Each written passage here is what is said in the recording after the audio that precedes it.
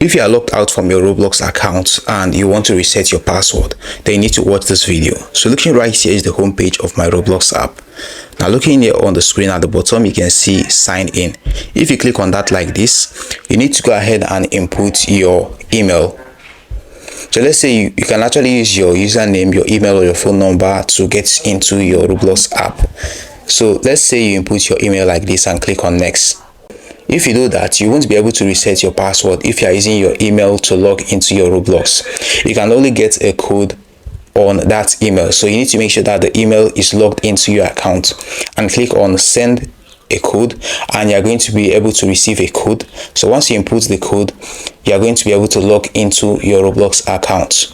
But let's say you are using your username, for instance. If you are using your username like this,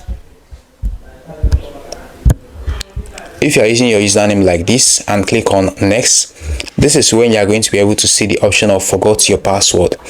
So when you click on forgot your password, looking here, you are going to see email, and also you are going to see use phone instead. So let's say you input your email like this and click on next. So a code is going to be sent to your email. So you just simply need to go to your email like this.